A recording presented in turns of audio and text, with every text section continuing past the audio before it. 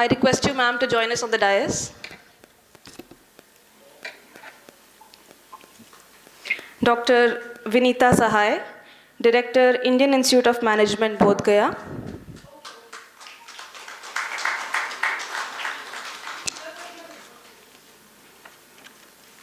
Ma'am, please join us on the dais. Shri Sanjay Kumarji, Secretary, Deshkal Society. Dr. Manish Sinha, Professor, Magad University, Bodh Gaya.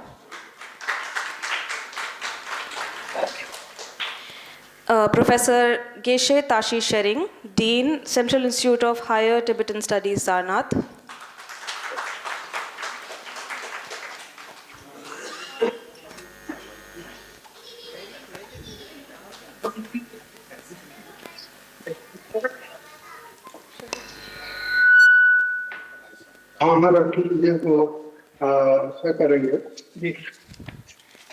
We are also privileged to have. आप अपनी तारीख बता दीजिए। जो तारीख आपने यही इवेंट की वजह से थोड़ा डिले हो रहा था, इसके बाद तो फ्री है, ट्रेन में कभी भी रख सकते हैं। We are also very privileged to have our chief guest, Shri Ram Bahadur Rai ji, President of the Indira Gandhi National Center for the Arts, joining us online. खाली चेयर हटा।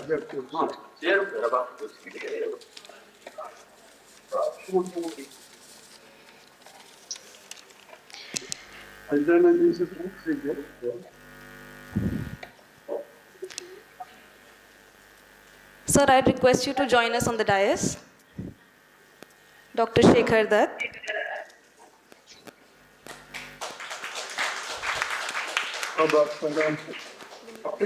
अप्रैल के सेकेंड वीक में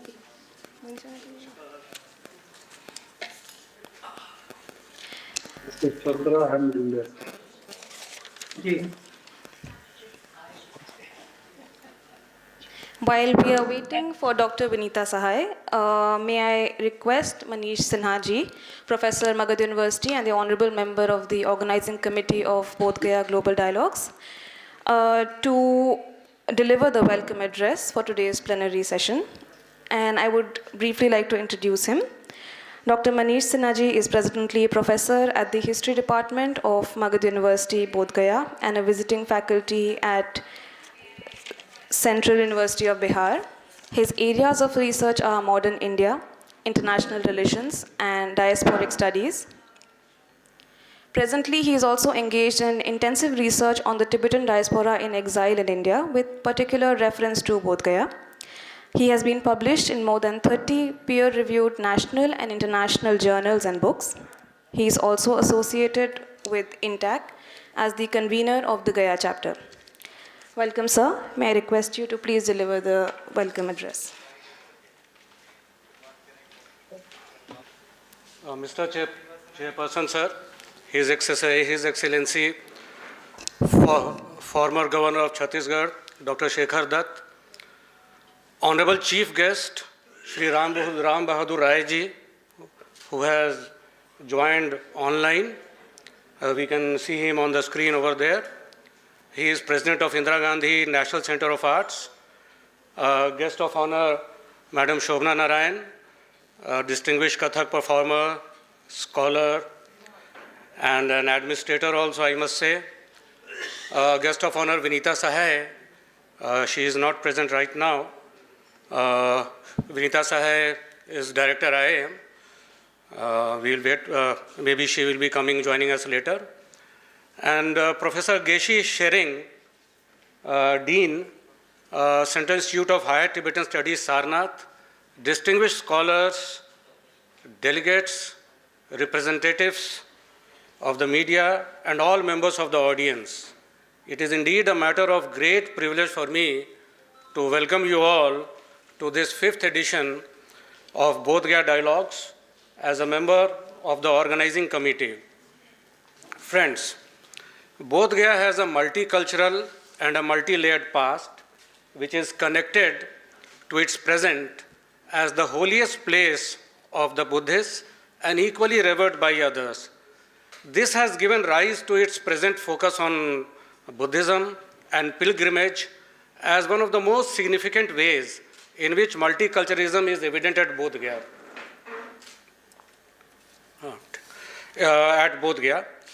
Manifested in the form of diverse range of Buddhist and Hindu traditions present here.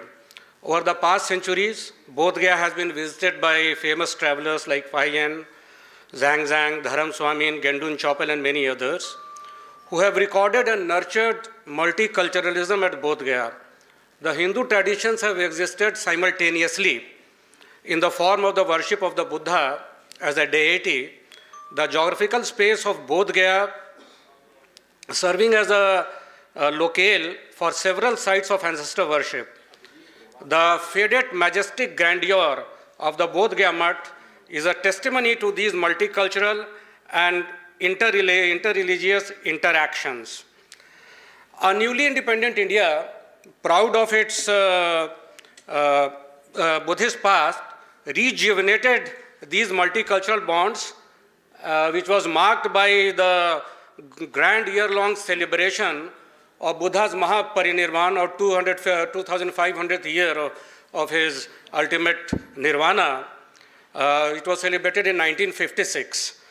Now, it was inaugurated at Bodh Gaya in 1956. Ever since, the landscape of Bodh Gaya has become truly internationalized, with temples, monasteries of various Buddhist countries and traditions donning the landscape of Bodh Gaya, finally culminating in the declaration of Bodh Gaya as a World Heritage Site in 2003.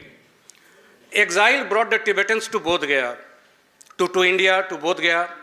Their Bhumi, or Holy Land, as expressed by His Holiness the 14th Dalai Lama, who is considered by many to be a living bodhisattva. He describes Bodh Gaya as a truly blessed place where one can attain higher spiritual upliftment or development. The Tibetans in exile, under the leadership of His Holiness, have contributed enormously to the internationalization and enrichment of Bodh Gaya in different ways. Beyond Buddhism, Bodh Gaya is also home to people from different social, religious, cultural, and economic backgrounds with their unique set of developmental issues and concerns. Despite international tourism and focus on Buddhism, Bodh Gaya is still, the economy of Bodh Gaya is still largely dependent upon agriculture and other traditional occupations and vocations. The internationalization of Bodh Gaya as a multicultural pilgrimage site has brought into sharp focus several socio-economic concerns and issues of the local society, like unemployment, poverty, and illiteracy, etc. The interaction of and interplay of the multicultural with the local has also unfolded inherent socio-economic contradictions. Sir, Bodh Gaya Dialogues, now in its 5th edition, has been conceptualized to understand and facilitate. Time is running out. Bodh Gaya Dialogues, now in its 5th edition, has been conceptualized to understand and facilitate constructive multicultural interactions and to offer solutions for the holistic development of Bodh Gaya based on the Buddhist ethics of compassion, loving kindness, sympathy, and equanimity. I once again welcome you all to this 5th edition of the Bodh Gaya Dialogues, where meaningful and fruitful dialogues will be facilitated with positive outcomes for Bodh Gaya and the society at large. Thank you all once again. Thank you, sir. Can I request Dr. Vinita Sahai ji, Director IIM Bodh Gaya, to join us on the dais?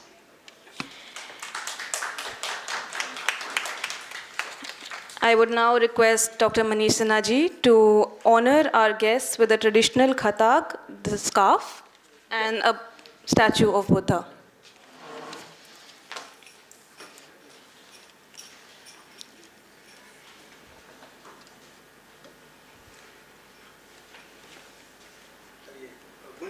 Just help me.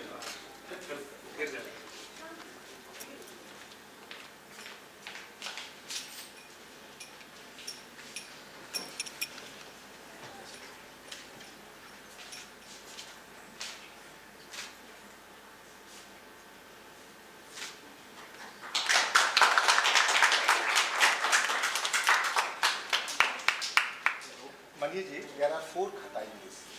I think so. There are 4 in it. I think so. Oh, yes.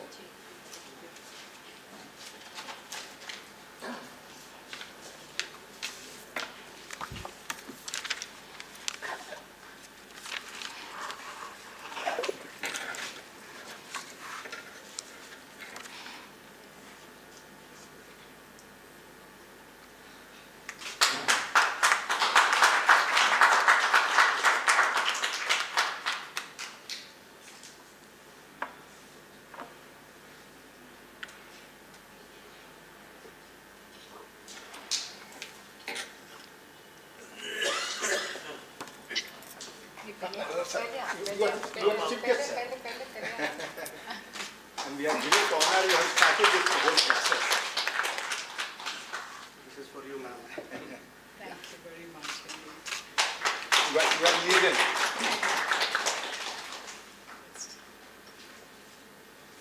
Small sevak. Greatness and modesty both. Thank you so much, sir. Moving on, can I now request Mr. Sanjay Kumar, Secretary, Deshkal Society, to give a brief context and journey to these dialogues. Good evening, everybody.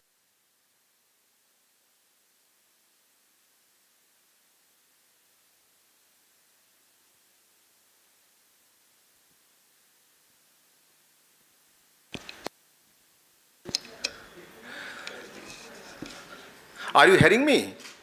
Yes, yes, yes.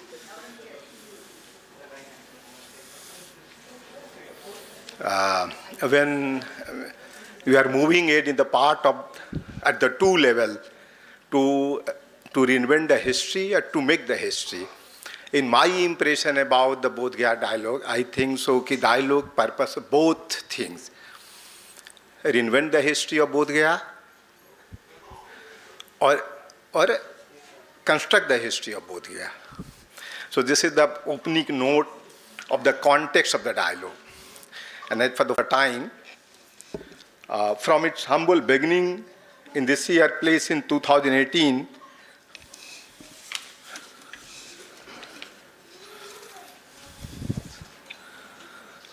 we are now on the 5th edition of the Bodh Gaya Dialogue. It is your presence and support. It is your presence and support that has helped Deshkal society draw strength in enduring the spirit of civilization and collective consciousness to take forward the Bodh Gaya Global Dialogues in order to attain the core objective, which has a bearing on the well-being of the people of India and the rest of the world. It is not an event. It is a dialogue, and the context of the dialogue, the objective dialogue, I think so we are sharing in the first para of the remark. On behalf of Deshkal Society, Indira Gandhi National Culture for the Arts, and in Indian Council of World Affairs, in its partner organization, we are privileged to welcome delegates and participants to the 5th edition of Bodh Gaya Dialogue. The broad theme, Heritage, Praxis of Buddhist and Sanatan Philosophy and Sustainable Development. We are grateful to you be with here at a very short notice. I welcome all of you. The gracious presence of Dr. Shekhar Dutt. Technically, I think so. In this note, I have mentioned former Governor of Bhutan, his author, great administrator, policy maker, and in my impression, my friend teaching JNU and just updated to me, a strategist, great strategist mind in the world. There is no need to introduction about Dr. Shobhana Narayan. She is a legend. But formally, I have just mentioned in this distinguished Kathak performer and scholar. Madam just came across first time, but she is a brilliant administrator, educationist, and as per the CV, marketing specialist. Am I correct? Dr. Vinita Sahai. Formally and technically, Director, Indian Institute of Management. It is indeed a privilege that Sri Ram Bahadur Rai ji, I am getting emotional when I introduce to him, and I am not able to introduce properly to him. So formally, I would share with you, President, because always we get inspiration and encouragement and enrichment for personal level and the process of the enhancement of the dialogue from him. So he is a friend, philosopher, and guide. Center for the Arts, fondly known as Rai Sahib, has kindly consented to inaugurate the plenary session. We have all gathered here today to strengthen a platform for expression. No need. And it is a matter of privilege for us to say that dialogue is part of dynamic and living process instead of being event. The first edition of the Bodh Gaya Dialogue, as we have already referred, 2018, and in the background, basically consultative process under the guidance of Rai Sahib, which was held in Indira Gandhi National for the Arts. It is a very remarkable date when we have laid the foundation, September 2017 in IGNCA in Delhi. At the end, I would like to bring to your attention that there are few tangible and intangible outcomes in the journey of the Bodh Gaya Dialogues. Suffice to say that tangible outcomes, it is very significant, quote unquote, I would like to share, include successful launch and conduct of the online certificate course on the multifaceted aspect of Bodh Gaya and the philosophy and teaching of Buddhism. Earlier I have shared it is a dynamic process. And when we share about the dynamic process, also at the end of the dialogue, we have planned out what we will be doing in the future and what we will connect in the journey between the future and the past. So it is the past, but it is related to the outcome of the dialogue, one.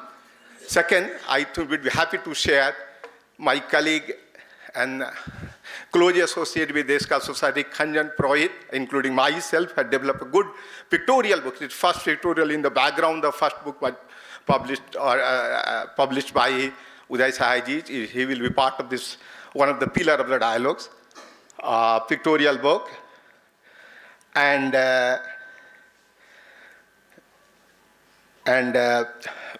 very soon we are planning to certificate course on sewing, designing and embroidery for those women who exist at the margin of the development. In this region, particularly those who come from the, when you can say about the women who margin, always, particularly in the Gaya district, generally they represent the Musahar community. Always we introduce in one line, Dalit among Dalit, or the poorest among the poor community.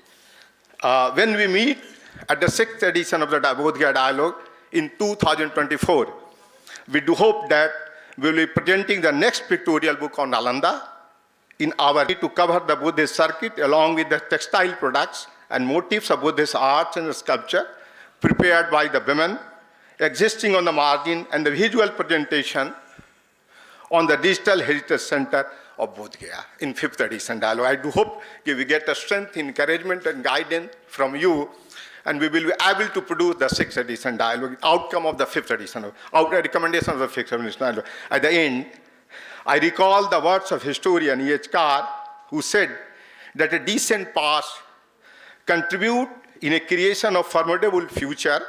We do hope that this edition of the dialogue would create a ground for the next and the next edition of the dialogue in order to keep the endeavor of forming threads of connectivity between the heritage, enlightenment, and sustainable development. Thank you so much.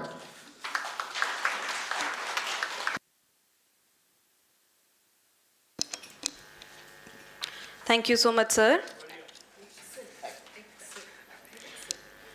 To continue with the event, we are truly honored as Sri Ram Bahadur Ji, President, Indira Gandhi National Center for the Arts, has blessed us with his gracious presence and has joined us online. I take the opportunity to welcome and briefly introduce our chief guest for today. Sri Ram Bahadur Ji is a senior Hindi journalist.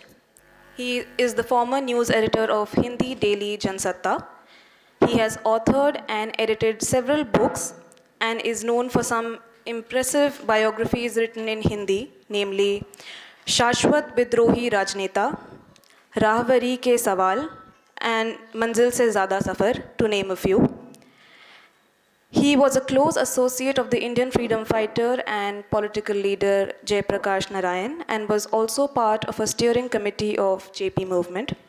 Currently, he is the president of the Indira Gandhi National Center for the Arts, and he is also honored with the Padma Shri Award in the field of arts in 2015. We welcome you, sir, and we thank you for sparing your valuable time for us to join us today. I would like to invite you to inaugurate today's program. हमारी आवाज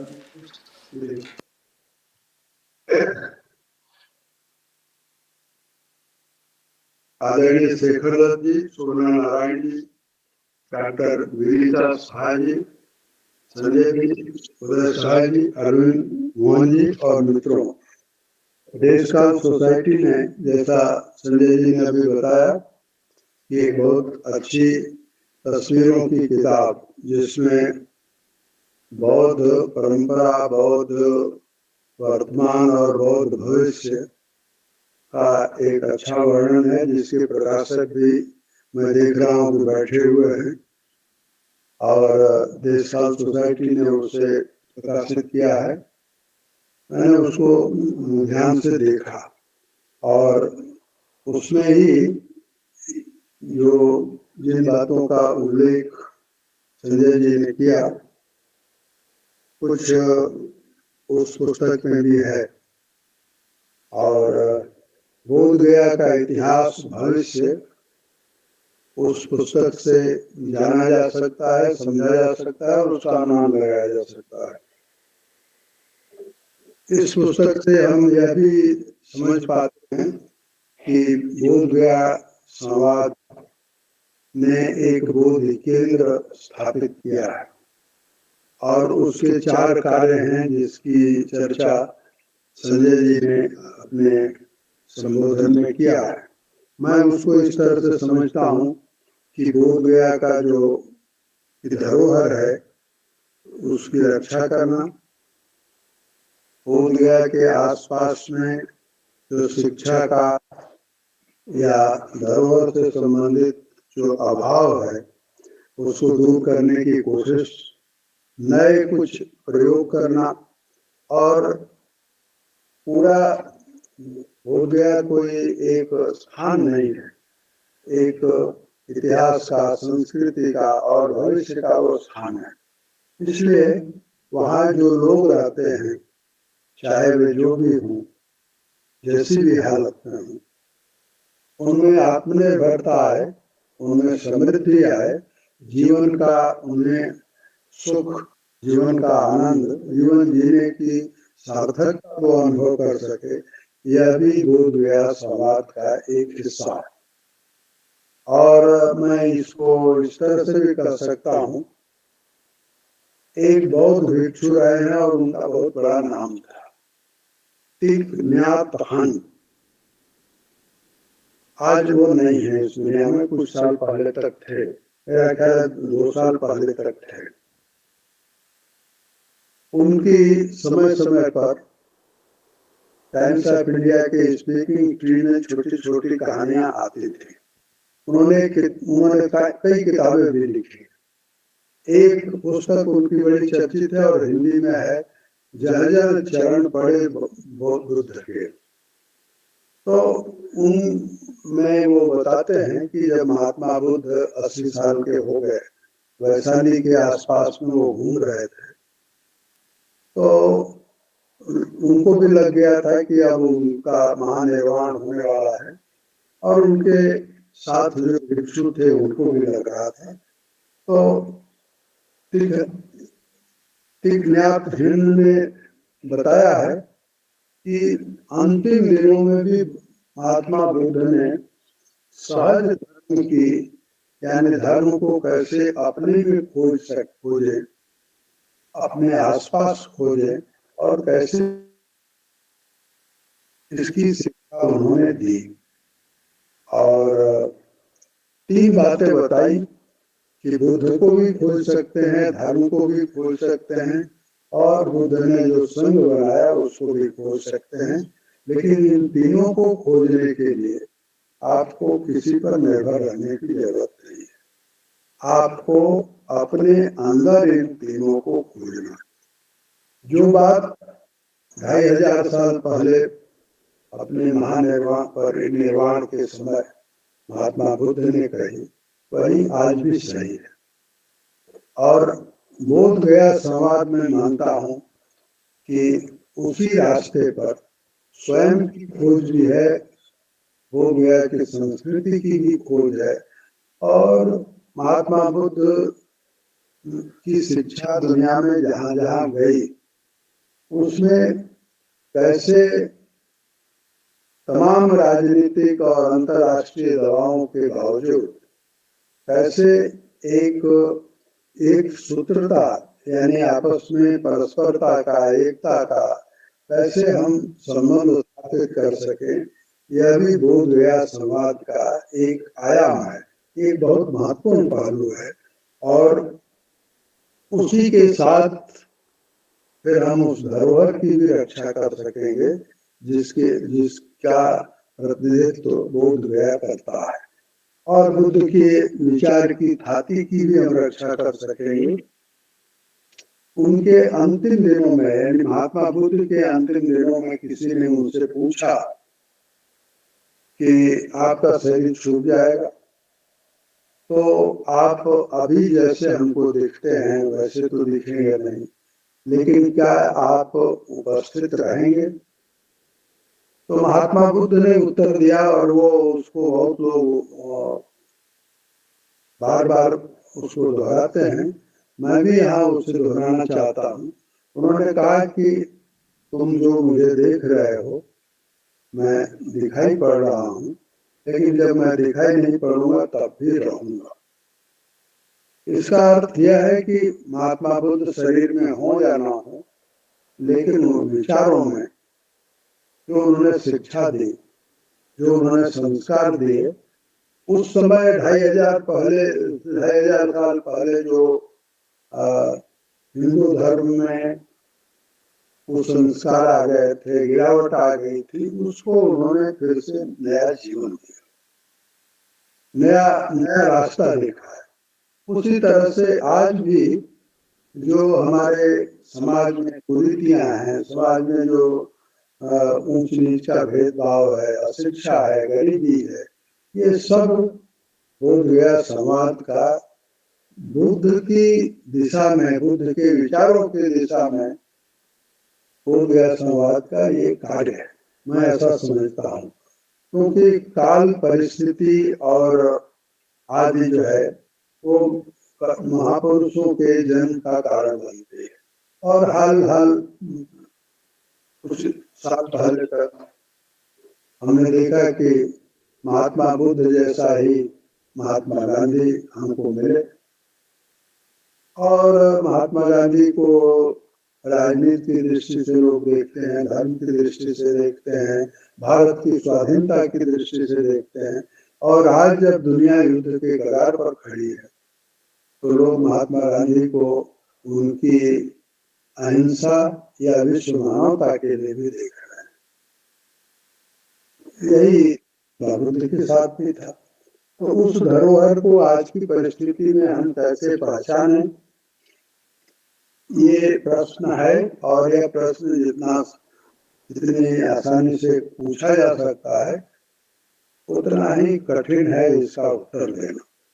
लेकिन मैं ये कह सकता हूँ कि हाँ, बोध गया संवाद इस प्रश्न से जूझते हुए या इस प्रश्न का उत्तर खोजते हुए एक प्रक्रिया का प्रारंभ कर चुका है। हम 5वें पड़ाव पर है कहना चाहिए, और उस प्रयास की दिशा में ये 5वें सोपान पर हम पहुंचे हैं। पहला सोपान था 2018 में। ये निरंतरता में जो मैं इसकी सबसे बड़ी विशेषता मानता हूँ वो ये कि कोई अंतराल नहीं है, चाहे कोविड का काल रहा हो तब भी संजय जी ने और उनके मित्रों ने, उसमें अरविंद मोहन जी और लोग शामिल हैं, उदय जी वगैरह, इन लोगों ने यह महसूस नहीं होने दिया कि हम महामारी के बीच में हैं, बल्कि वो बोध गया संवाद का सिलसिला चला। ये अपने आप में बड़ी बात है आज, क्योंकि एक बार कोई इस तरह का बड़ा काम सोच लेते हैं, परंतु कई बार फिर उसके बाद मन में मायूसी आ जाती है और उसको रोक लेते हैं। तो मैं इसको सबसे बड़ी उपलब्धि मानता हूँ कि हम 5वें सोपान पर पहुंचे हैं। मैं एक प्रसंग का जिक्र यहाँ करना चाहता हूँ और इस प्रसंग का उल्लेख स्वयं एक बड़े साहित्यकार हुए हैं विष्णु प्रभाकर, उन्होंने अपनी पुस्तक में किया है। विष्णु प्रभाकर आज से कुछ 70 साल पहले थाईलैंड गए, म्यांमार गए, कंपूचिया गए।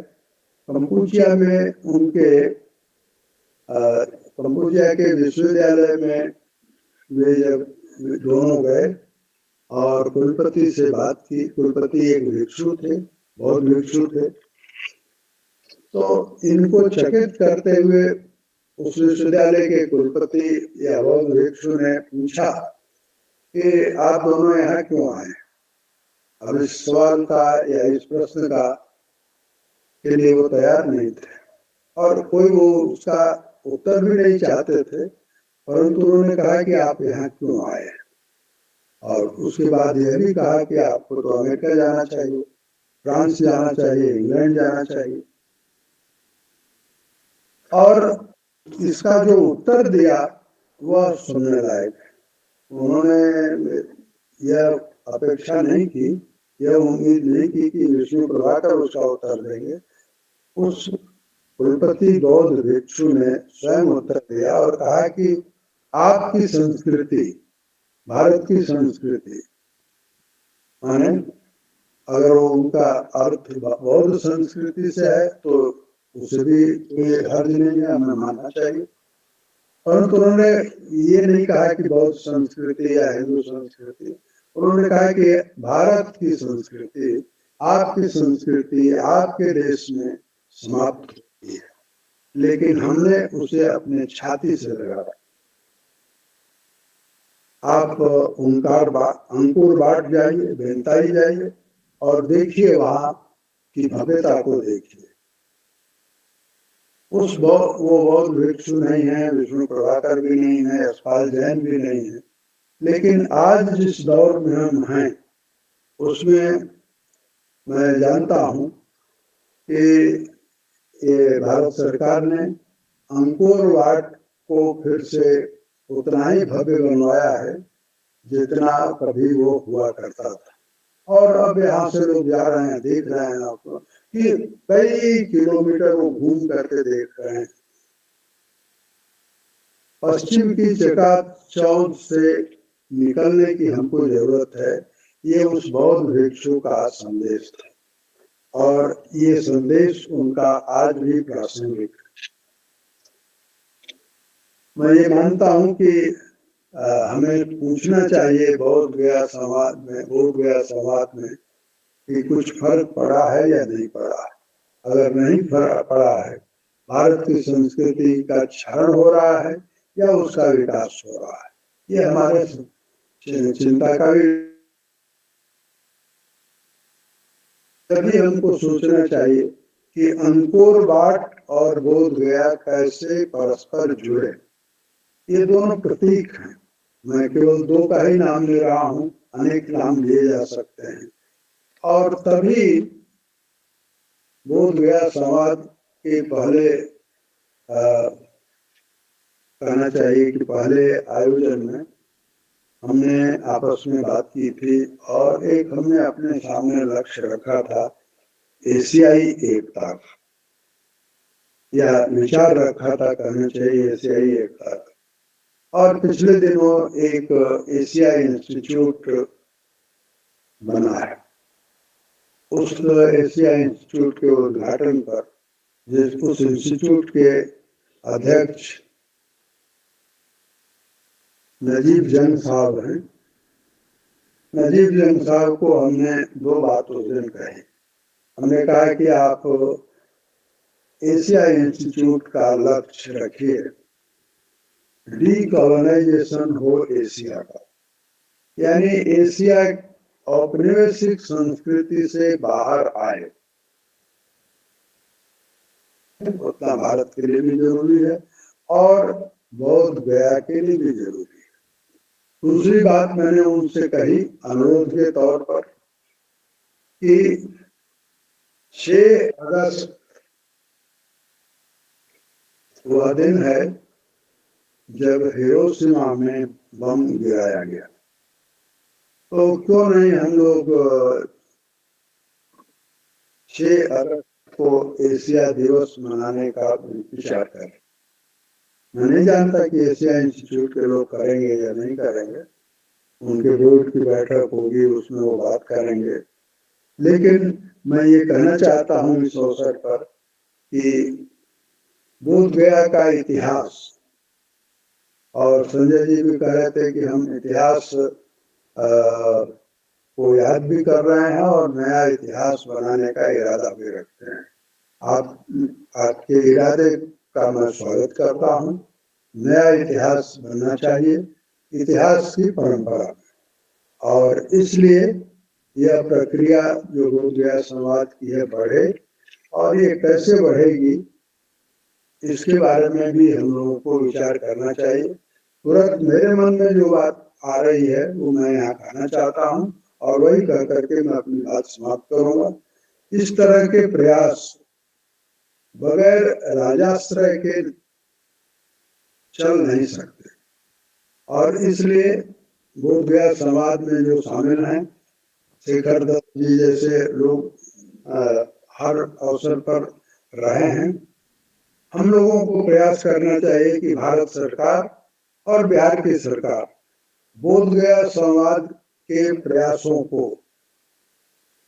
बहुत ढंग से दोनों सरकारें मिल करके एक साझा कोई कोर संस्था बनाए, कोई कोर फंड बनाए, और उस फंड से बोध गया समाज को मदद मिले, जो जरूरत है, मिनिमम जो जरूरत है वो मिले, क्योंकि इस तरह के बहुत सारे साधन सरकारों के पास हैं।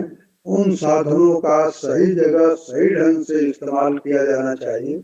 इसलिए दोनों सरकारों का ये फर्ज बनता है, और तभी जो है मुझे लगता है कि बोधि केंद्र एक जीवन, जागृत और बहुआयामी स्वरूप ग्रहण कर सकेगा, जिसमें वहाँ यहाँ के लोगों का जीवन स्तर भी सुधरेगा। जो गरीबी से लड़ रहा है, जो रोज अपने रोटी और दाल की चिंता कर रहा है, वो संस्कृति के ऊंचे धरातल पर तब पहुंचता है जब उसे दरअसल भरपेट भोजन मिलता है। इसलिए जो आसपास की गरीबी है वो दूर हो, और उनको भी एक सांस्कृतिक प्रवाह का हिस्सा बनने का अवसर मिले। बोध गया संवाद तभी सार्थक होगा, और मैं उम्मीद करता हूँ कि यह प्रयास अपनी मंजिल तक पहुंचेगा, जैसे हम 5वें सोपान पर पहुंचे हैं। मैं इन्हीं शब्दों के साथ अपनी बात यहाँ पूरी करना चाहता हूँ।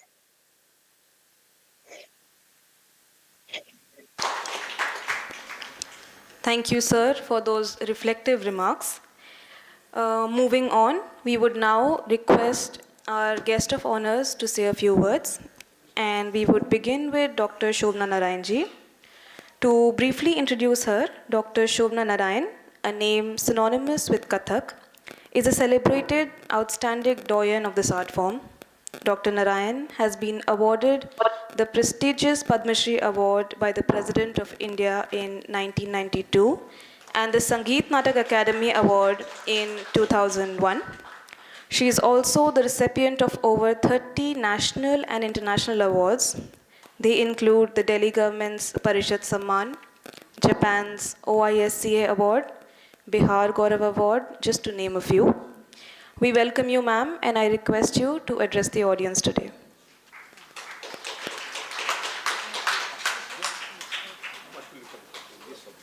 No, it's okay. Whichever way you tell me. I can help you come down.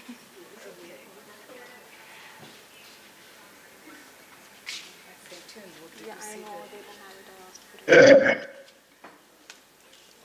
I'll help you get up on. Yes, exactly.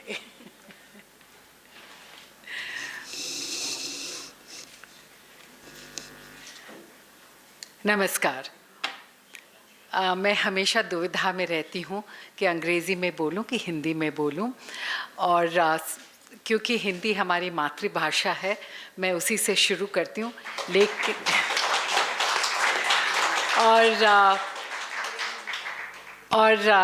लेकिन यहाँ हमारे कुछ विदेशी मेहमान भी हैं, बाहर के भी हैं, तो उन लोगों के लिए मैं अंग्रेज़ी में फिर बाद में स्विच ओवर कर दूँगी। मुझे बहुत ही अच्छा और गर्व लगता है कि जब मुझे बिहार आने का मौका मिलता है, क्योंकि मैं यहीं की बेटी हूँ और ये मेरे लिए मेरा घर है, मेरा मायका है। और जहाँ तक संजय जी का सवाल है, संजय जी से मेरी मुलाकात बहुत शायद डेढ़ दशक पहले हुई थी या कुछ इसी तरह से, 2 दशक पहले, और तब से मैं इनके हर एक एस्पेक्ट से बहुत ही प्रभावित थी। इनकी जो समाज सेवा की भावना है, it's amazing, अद्भुत है। He is the one who introduced me to understanding certain communities of our society that even I who think that I'm reading a lot, I was introduced to it and was made aware of it. Thank you, Sanjay ji.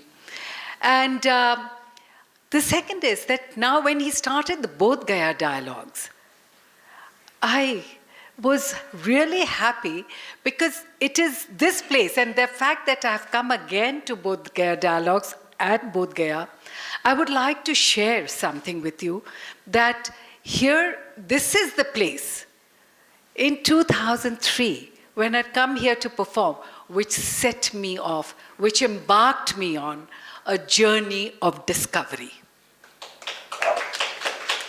और वो journey of discovery थी कि मुझसे आप ही कुछ लोग ऐसे पूछे कि आप कथक गाँव जाएंगे कि नहीं।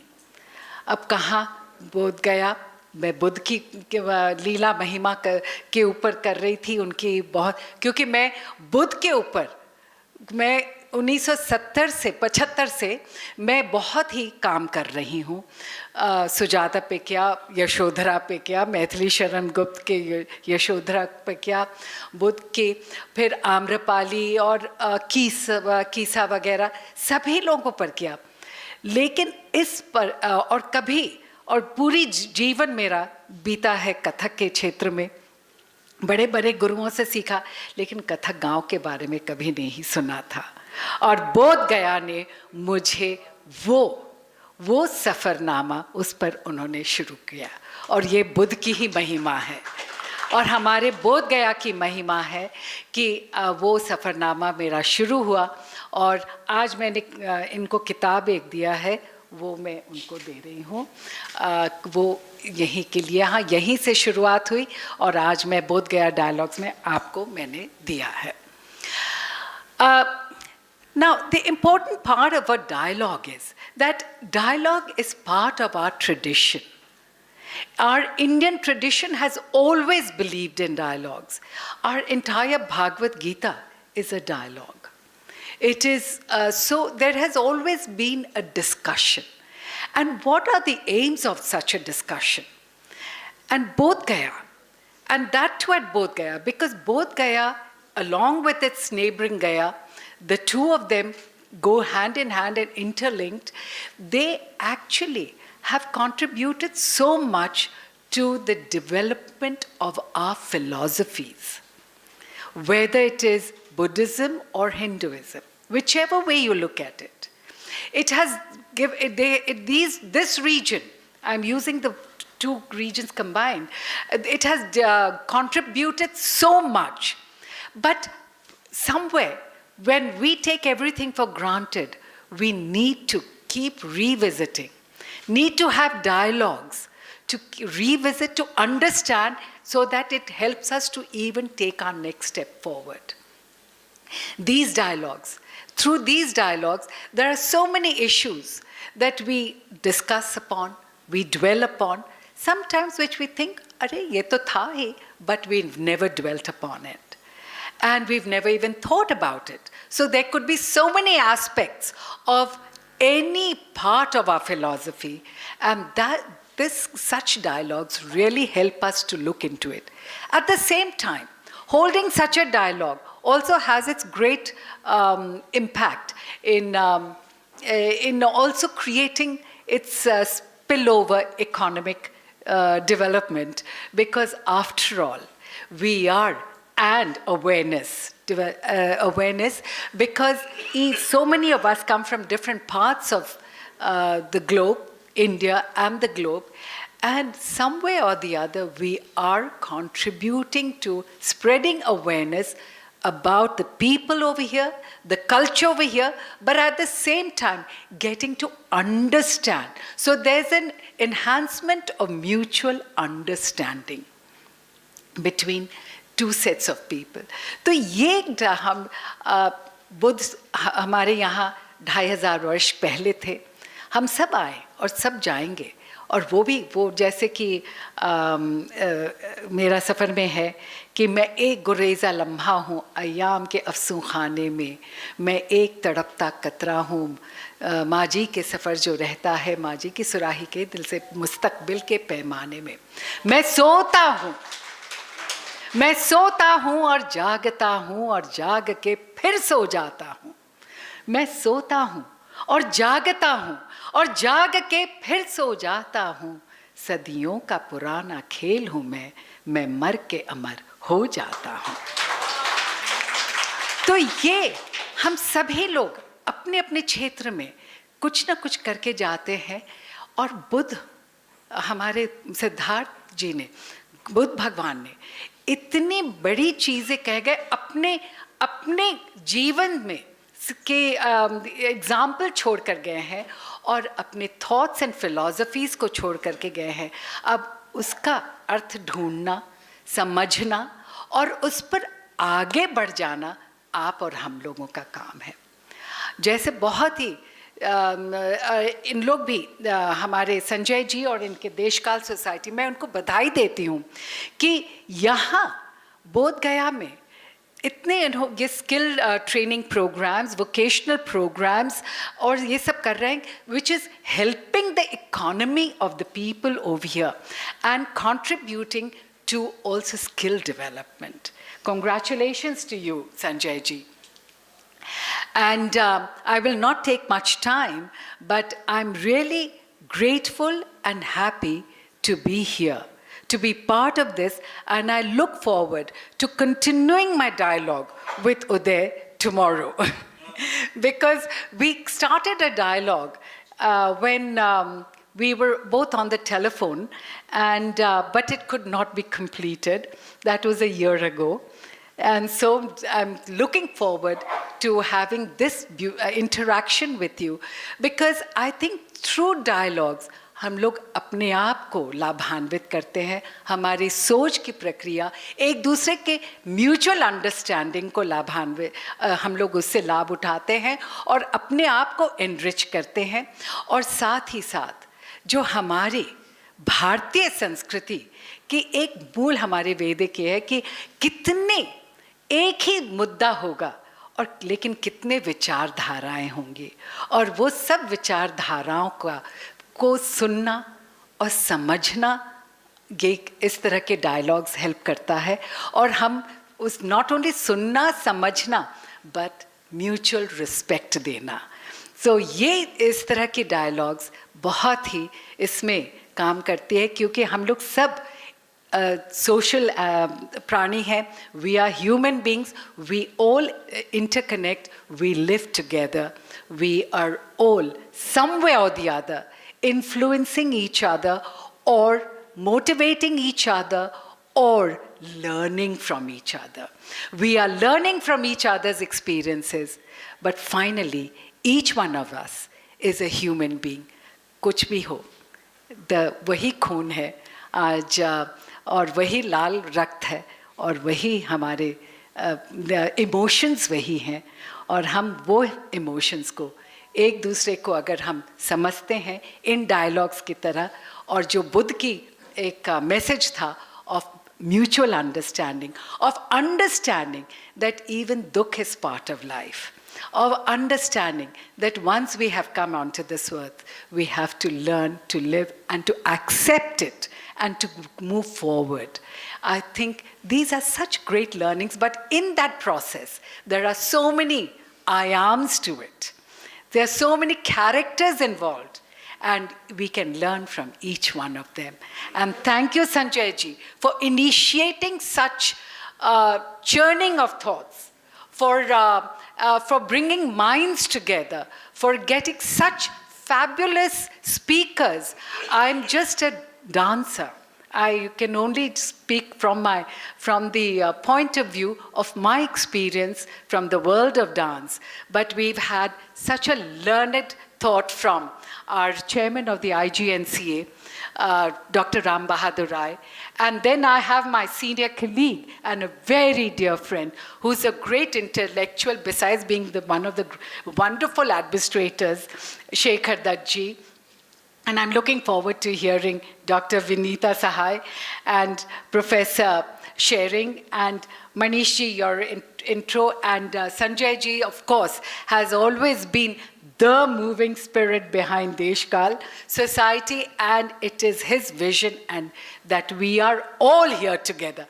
Thank you so much indeed, all of you. I'm looking forward to hearing each one of you. And once again, it's been a pleasure, and I'm so grateful to you, Sanjay ji. Thank you so much.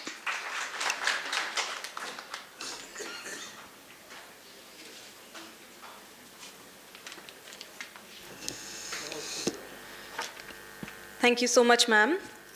May I now request Dr. Vinita Sahai ji, Director IIM Bodh Gaya, to say a few words.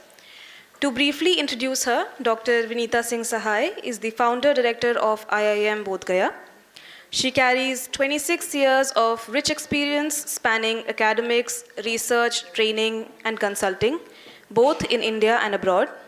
She is a gold medalist in economics and has done her PhD in customer value. She has published and printed over 70 research papers in international and national journals, conferences, and also as book chapters. We welcome you, ma'am, and we request you to address the audience.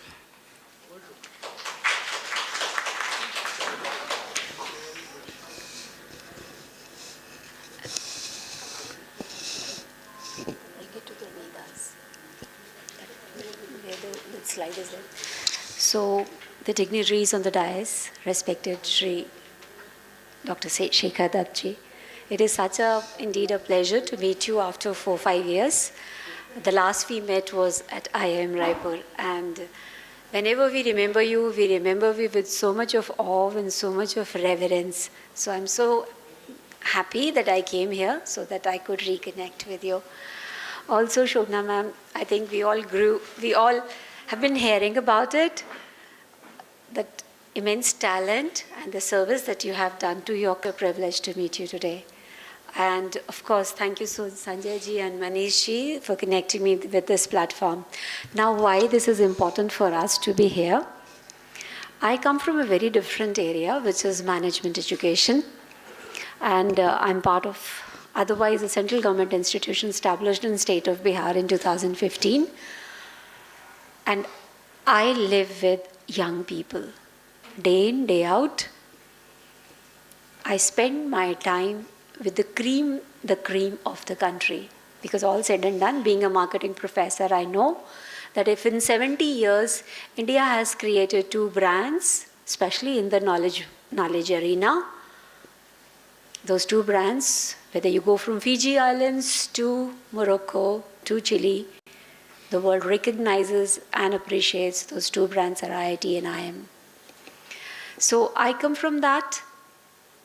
Yes, meritocracy prevails. So that's the reason every student of ours definitely is the best that the country offers in that context.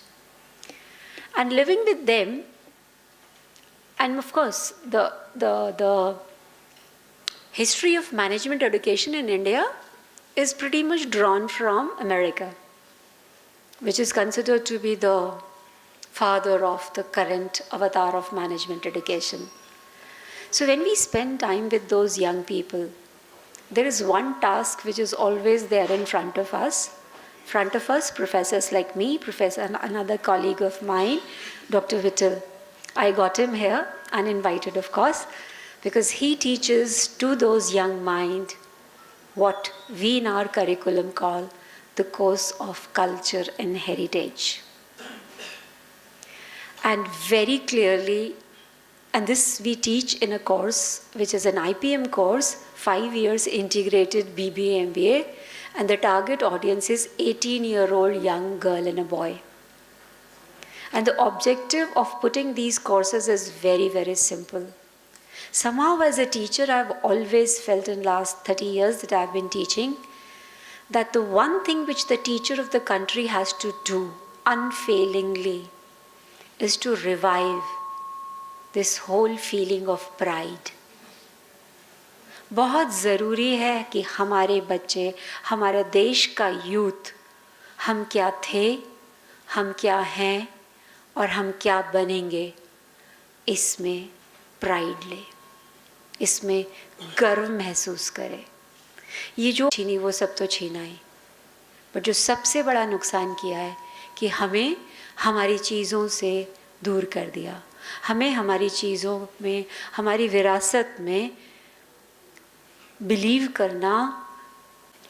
जब 20 साल के बच्चों को ये professor, मैं कुछ slides भी लाई थी शेयर करने के लिए कि हम कैसे उन 20 साल के बच्चों को सिखाते हैं, क्योंकि ये वो बच्चे होते हैं जो बहुत हाई ऑन एनालिटिक्स होते हैं, क्योंकि हम चाह करके भी सिलेक्शन नहीं करते, हमको एलिमिनेशन करना पड़ता है, क्योंकि करीबन 2.5 लाख लोग टेस्ट लिखते हैं और 20 IIMs मिलके भी 6 से 7 हज़ार बच्चों को ही ले पाते हैं. तो ऑब्जेक्टिव तरीका होता है क्वांटिटेटिव लॉजिकल एबिलिटी पे टेस्ट लेना. तो जो हमारे पास बच्चा आता है वो बहुत high on analytics, logical, quantitative, उस एरिया का होता है, और वो बहुत ज़्यादा, जिसको हम बोलते हैं लेफ़्ट ब्रेन, उनका लेफ़्ट ब्रेन बहुत विकसित होता है, और राइट ब्रेन को हम छोटी सी कोशिश के साथ शुरू करते हैं. और उसमें उसको करते वक्त हमारी इच्छा रहती है कि वो हर चीज़, तो बहुत सारा मैं समेट के लाई थी अपने प्रोफेसर के साथ कि कितना इम्पोर्टेंट है ये जो हम सब कुछ सीखते हैं. आज यहाँ पे रहने से पहले करीबन 4-5 घंटे में बिपाड में थी. बिपाड एक संस्था है जहाँ पे टीचर्स को ट्रेनिंग करते हैं, हार्वर्ड, MIT, स्लोन, उन सब से बात करते हैं. लेकिन आज भी मैं इस क्लास में बोल रही थी, सक्सेस का लिटरेचर हम लोग पढ़ रहे थे, और उसमें जब मैं सिखा रही थी कि कैसे पर्सनल विक्ट्री इम्पोर्टेंट है, प्राइवेट विक्ट्री, और पूरा अमेरिकन फ्रेमवर्क, मैंने पहले ये बोला कि हम हिंदुस्तानियों को तो ये पहले से ही पता था. हम तो बहुत सालों से कह रहे थे कि मन की शक्ति देना, मन विजय करें, दूसरों की जय से पहले खुद को जय करें. ये हमें बहुत सालों से पता था. अमेरिकन्स उसको बॉक्स पैक करके हमें दे देते हैं, और हम उनके हार्वर्ड केसेस को $8 पर स्टूडेंट पर डाउनलोड करके देते हैं. ऑलमोस्ट सारा ज्ञान हमारा है, पाइथागोरस थ्योरम से लेके पाई की वैल्यू को लेके, ज़ीरो की वैल्यू को लेके, हमने कभी ठीक से पढ़ा ही नहीं. ये 4 वेद कौन कहता है कि लिखे गए थे? कभी लिखे ही नहीं थे. ये तो श्रुति होती थी, जनरेशन टू जनरेशन पास होती थी. और आज के बच्चों से पूछो वेद क्या है, तो बोलते हैं कुछ रिलीजियस टेक्स्ट होता है. उन्हें पकड़ के जगा के बताना पड़ता है, रिलीजियस टेक्स्ट नहीं है. सारे disciplines, whether it is astronomy, surgery, whatever that you can name off, all the modern disciplines, they have a root there.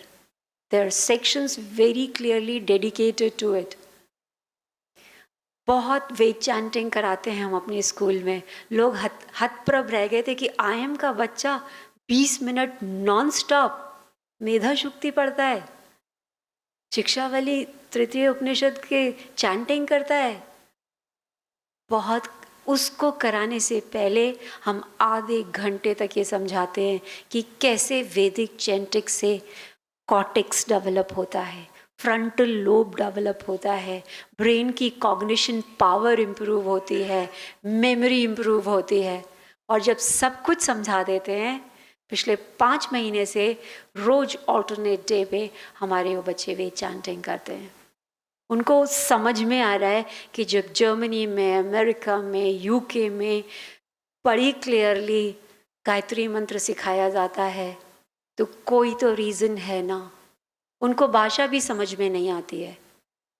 कम से कम 100 यूनिवर्सिटीज़ में वैदिक स्टडीज़ की पढ़ाई चल रही है।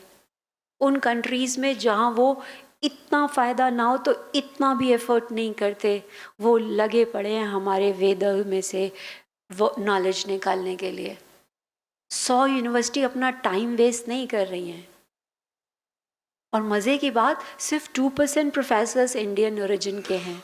98% प्रोफेसर्स जो चीज़ें पढ़ा रहे हैं उनको इल्म ही नहीं है कि वो क्या पढ़ा रहे हैं, बस सीख सीख के कुछ कुछ बताते रहते हैं।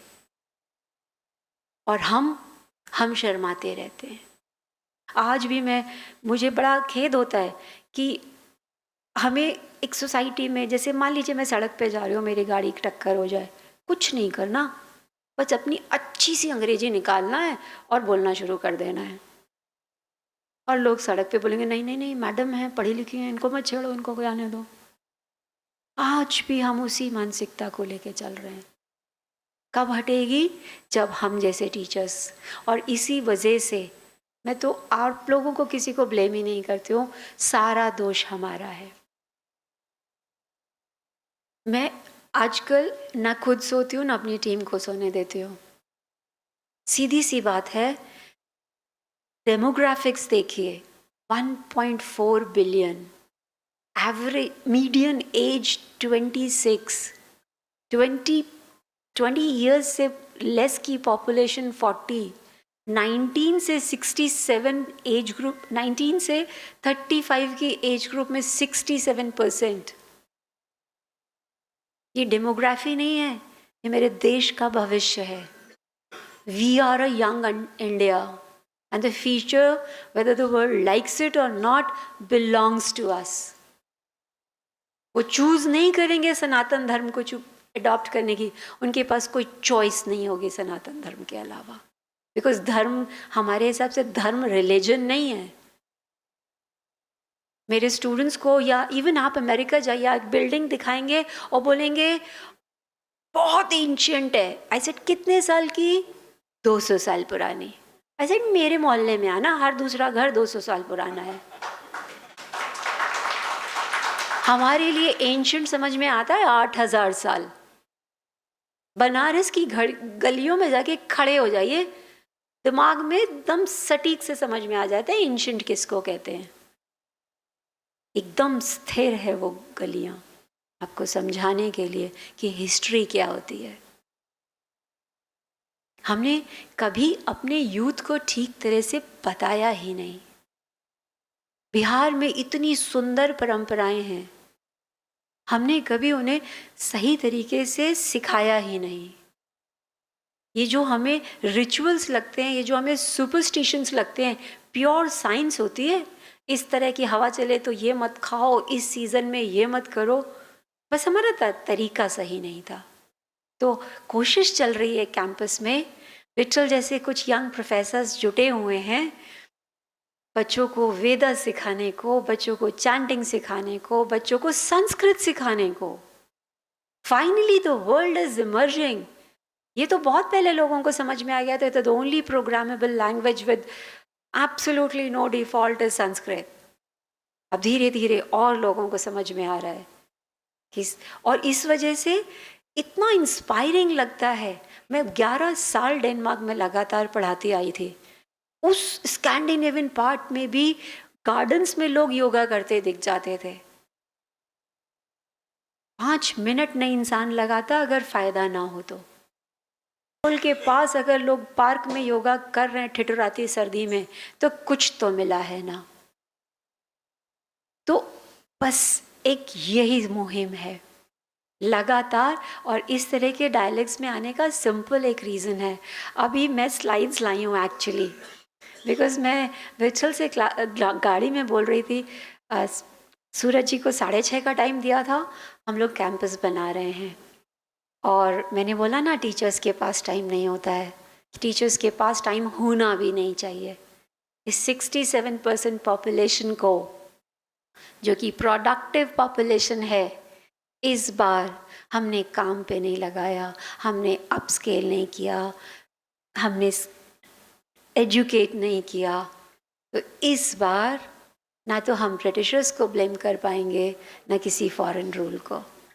इस बार ब्लेम हम टीचर्स के कंधे पे आएगा कि क्या कर रहे थे, क्यों नहीं पढ़ाया, क्यों नहीं बढ़ाया। तो हम तो जुटे हुए हैं एज टीचर्स। 5 साल पुराना कैंपस है हमारा, 700 बच्चे हैं। To put things in perspective, मैं आपको बताऊं, मेरे बहुत रिसर्च सीनियर इंस्टीट्यूशन है IIM अहमदाबाद, 70 साल लगे हैं उनको उस बैच साइज में पहुंचने में जो हम आज हैं। जून में हम कैंपस में शिफ्ट करेंगे। 60,384 स्क्वायर मीटर का कैंपस है हमारा, state of the art, world class. बहुत बताया था कि नहीं, इस पार्ट ऑफ द कंट्री में नहीं बनते कैंपस इतने जल्दी। आई सेड बनेगा तो 2.5 साल में, लोगों को कहने दो 10 में बनता है। तो अगले जून में हम कोशिश कर रहे हैं अपने कैंपस में जाने में।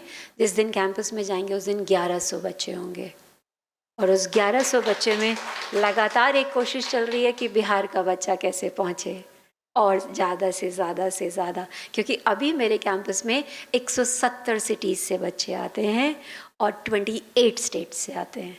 बट हाँ, बिहार का बहुत छोटा मिनिस्क्यूल सा रिप्रेजेंटेशन है, जो एक कोशिश चल रही है कि और आए। बट फिर वही बात कि हमें एज टीचर्स पहले तो इस जनरेशन को काम पे लगाना है। काम पे नहीं लगे तो नक्सलिस्ट हो जाएंगे, माओवादी हो जाएंगे, और हम बस इस बार फिर हमारी बस छूट जाएगी। और दूसरी बात जो सबसे इम्पॉर्टेंट है, जो मैंने बोला ना कि डेनमार्क में जाके अगर मैंने कुछ बहुत वैल्यूएबल लेसन सीखे तो ये, डेनमार्क एक छोटा सा नेशन है, सबसे हैप्पीएस्ट कहते हैं उस एरिया को।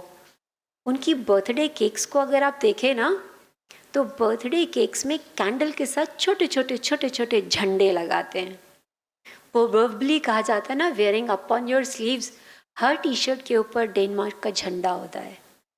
इतना प्यार करते हैं अपने देश को, और वो प्यार झलकता है प्यार टुवर्ड्स म्यूजिक, प्यार टुवर्ड्स लैंग्वेज, प्यार towards literature, pride towards literature, prides towards language. सबको इंग्लिश आती है बट सब डेनिश बोलते हैं। हाँ, अगर आपको नहीं आती तो फिर आपसे इंग्लिश बोलते हैं। हर चीज़ में गर्व करते हैं। और हम तो 10,000 साल की तो इतनी विरासत है। क्या नहीं आता था? डेटा में तो मैं मैनेजमेंट में हूँ तो धड़ाधड़ हम दे सकते हैं। 1700 ईयर्स तक, 1 AD से लेकर अब तक हम लोग कॉन्टिन्यूसली सबसे बड़ी इकोनॉमी थे, और अब फिर बन रहे हैं। ऑलरेडी 4th इन GDP, 5th इन GDP की बात आने लगी है, $1 ट्रिलियन इकोनॉमी की बात आने लगी है। कोई रोक ही नहीं सकता है। बट इस बार जब हम फिर से जाएं तो अपनी पूरी ग्लोरी में जाएं, उस सारे खजाने को फिर से ढूंढें और अपने यूथ को फिर से उसी तरह से सिखाएं जिसका वो हकदार है। बहुत साइंस है, बहुत ऑब्जेक्टिव है, बहुत सटीक है, उसमें कुछ भी होकस पोकस नहीं है। अभी एज अ कैंपस, क्योंकि हम बोध गया में हैं, जैसे IIMs है ना, तो IIMs में 20 हैं, तो अहमदाबाद जाना जाता है एग्री के लिए, स्ट्रैटेजी के लिए, बैंगलोर जाना जाता है पब्लिक पॉलिसी के लिए, कलकत्ता जाना जाता है डिसीजन साइंसेस के लिए। जब हम बोध गया में खुले ना 2018 में, सोचने लगे कि हम क्या हैं, what would we be known for. उस वक़्त हमने चूज़ की अपनी एक कोर वैल्यू जो बोध गया की विरासत है। That core value which belongs to us is mindfulness. लगातार काम कर रहे हैं। 2018 में हमने एक समत्वम करके सेंटर खोला है। बहुत अच्छा लगेगा ऐसे प्रोफेसर्स अगर आएंगे और सिखाएंगे। क्योंकि यंग लोगों को meditation in its true form, in its correct form सिखाना बहुत इम्पॉर्टेंट है। कोरोना ने तो ज़िंदगी को, दुनिया को सिखाई दिया कि बिजनेसेस को माइंडफुल होना पड़ेगा, बिजनेसेस को सोशली रिस्पॉन्सिबल होना होगा। आई नो क्यों? क्योंकि हमने प्रकृति को प्लास्टिक में लपेटा तो प्रकृति ने हमें प्लास्टिक में लपेट दिया। सो माइंडफुलनेस लेके चले हैं, बोध गया की विरासत है। इस सभा में कोई भी लोग हमें इस वैल्यू को और डीपली परपेचुएट करने में मदद करेगा तो हम उसको बहुत ही सहर्ष स्वीकार करेंगे, क्योंकि हम ये जानते हैं कि हमारी टीम सीखने की कोशिश कर रही है, बट हमें बहुत कम आता है। हमें ठीक से सीखने का ज़रूरी है ताकि हम यंग लोगों को ठीक से सिखा सकें, उसी तरह से सटीक तरीके से, ताकि कल हम सब उसमें गर्व ले सकें। Thank you so much.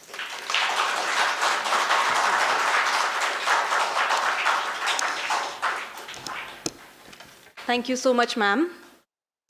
May I now request our next guest, Professor Geshe Tashi Shering, Dean Central and Tibetan Studies, Sarnath, to please come up and address the audience.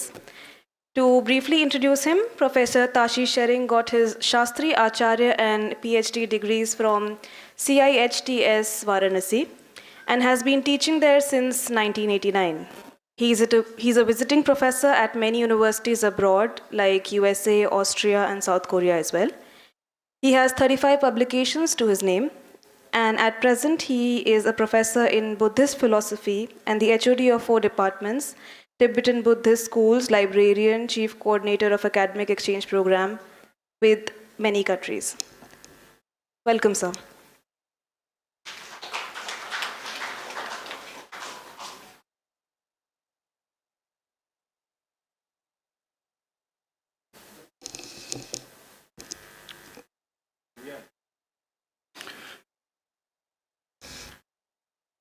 Okay, ठीक है।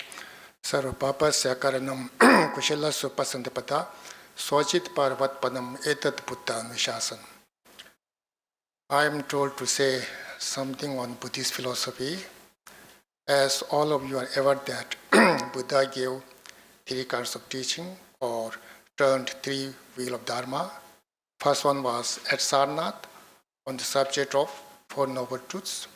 Second one was at Rajgiri on the subject of Prajnaparamita Sutra, alias emptiness.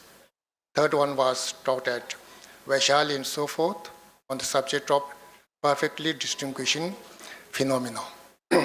So depending on these 3 turning of wheel of Dharma, according to Buddhist Sanskrit tradition, 4 Buddhist philosophical schools, or according to Astivadi tradition, 4 Buddhist philosophy emerged from this one. The 4 are, first one is called Vaibhashika, alias particularist. Second one is called Swatantrika, alias adherence or discourses. Third one is called Vijnanvat or mind Chitmatram, which means mind only school. And fourth one is called Madhyamika, alias middle way.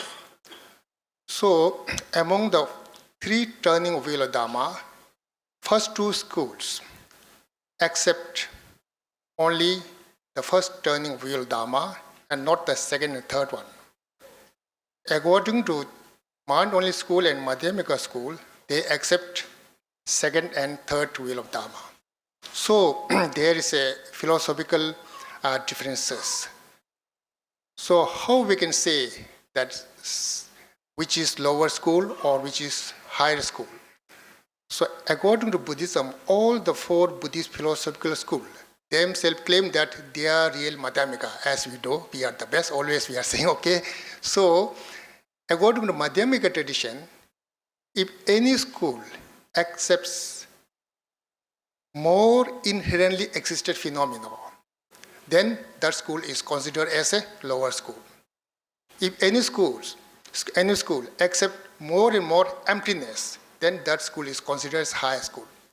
So according to Madhyamika school, the rating system is that Vaibhashika school accept 5 bases of phenomena, which are, number 1 is called external phenomena, or they say that indivisible atom is there.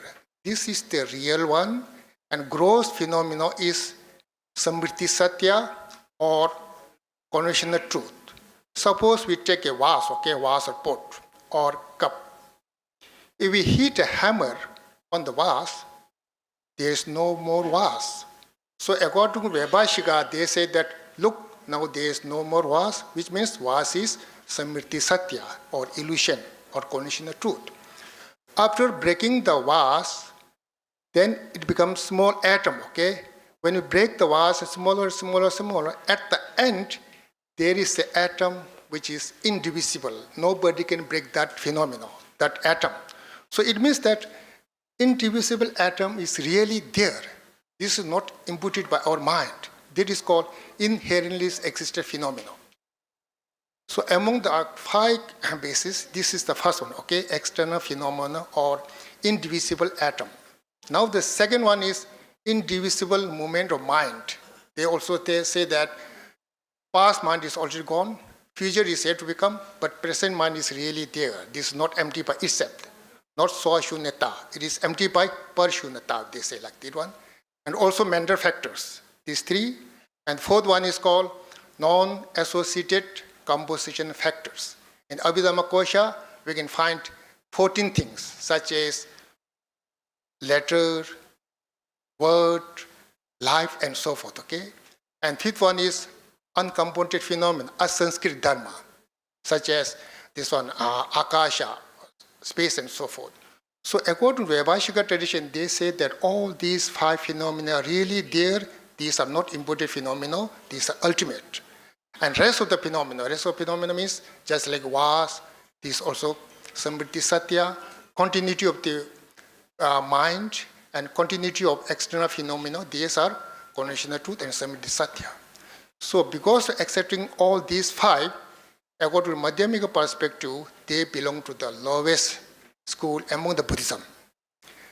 According to Sautantric tradition or adherents of discourses, they say that among the 5, first 3 are okay, we accept, but 4th and 5th are just imputed phenomena. Regarding the space, there's big debate between Vaibhashika and Sautantrika. Now the third one, Chitramatram, means mind-only school. So among the 4 Buddhist schools, first, second are called expounder of external phenomena, Bhaya earth. They say external phenomena are really there, different from mind. But mind-only school, they say that no external phenomena, not there. These are the projection of our mind, They give example just like when we look at ocean, and because of having high and low speed of air, we can see various kinds of wave or tide, Wave are not different from the ocean, but we can see wave. In the same manner, because of having our previous life's karmic relation in our mind, we can see external phenomena and we think that this is good, this is not good, later on. So these external phenomena are not different from our mind. In this way, they proved all the phenomena of mind. Then, regarding the Madhyamika tradition, Chittamatam said that this mind is really there, This is inherently existed phenomena. Or in Sanskrit we say, samvedan, a perception. This is not empty by itself, but empty by other phenomena, parishunyata.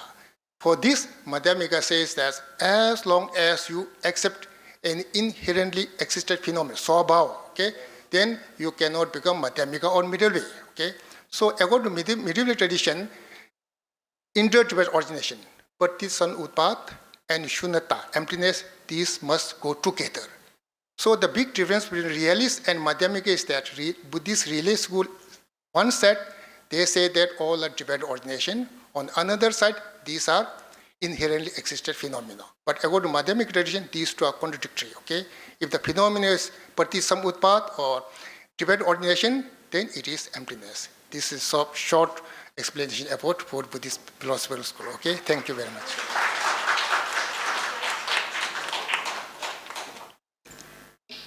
Thank you so much, sir.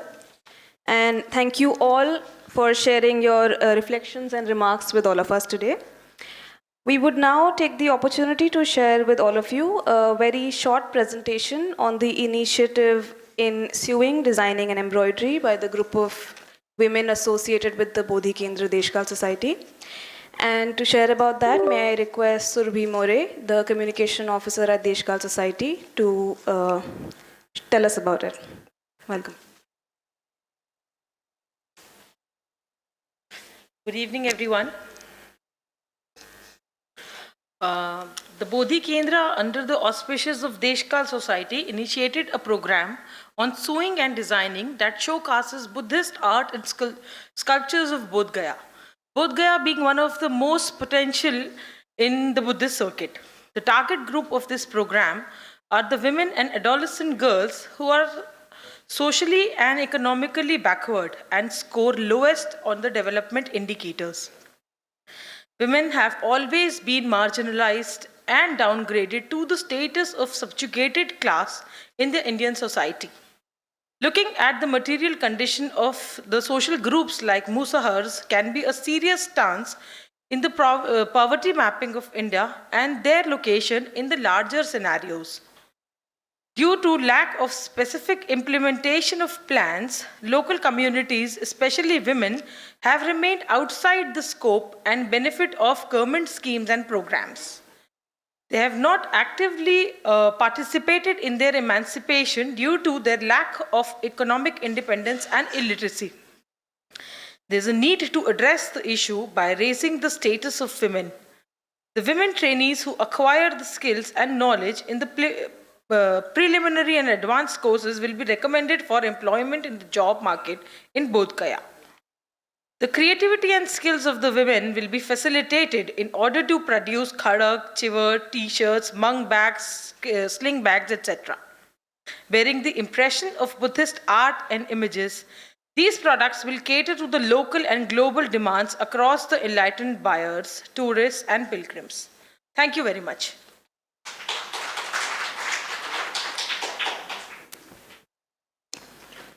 Thank you, Surbhi. Moving on, we are extremely delighted to share with all of you the upcoming publication on Imaging Bodh Gaya, Shared Histories and Global Future. And to talk about the book, may I request Ms. Khanjan Purohit to please come up and share about it. To briefly introduce Khanjan, Khanjan Purohit is a visual documentarian with an interest in art, theatre, cinema, contemporary culture, and urban spaces and their usage. Her work has been included in Louisville Photo Biennale, Trace Day Photo Days, and Month of Photography Denver, and exhibited in Europe and the USA. Welcome, Kanchan.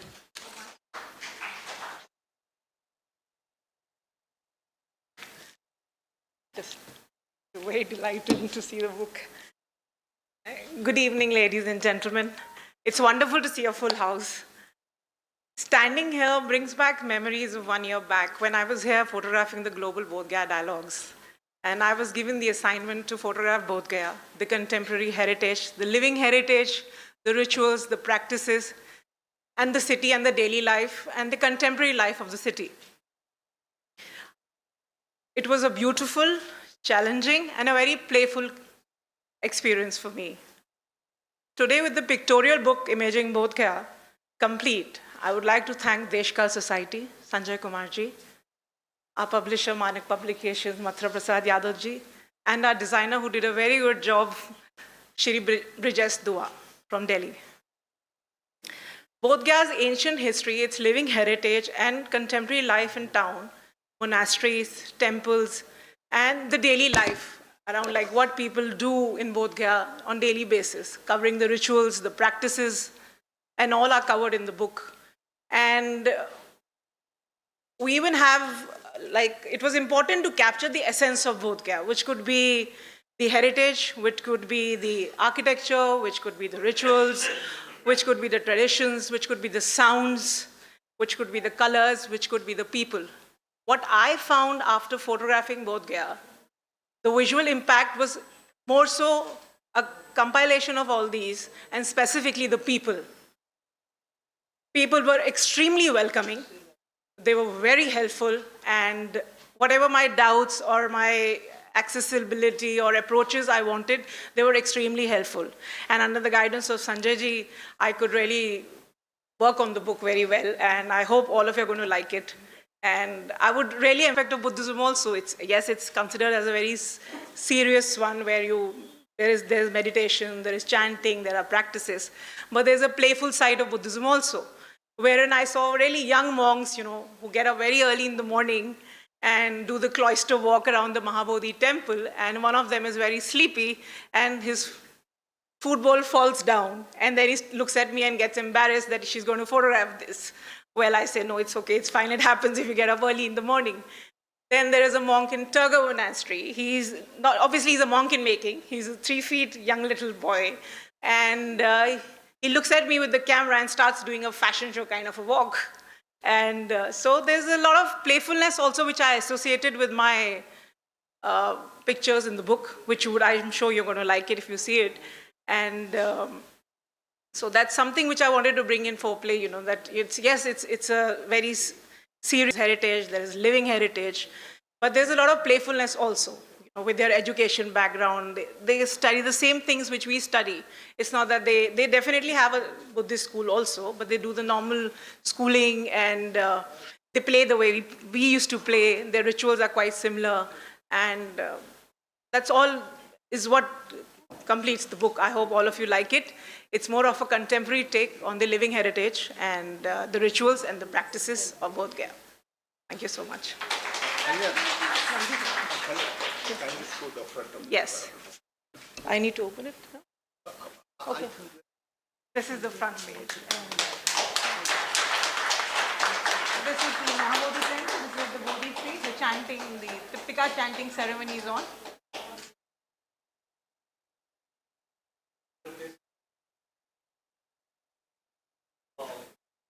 Very nice. I hope all of you like the book. That's nice. We are planning to. Yeah.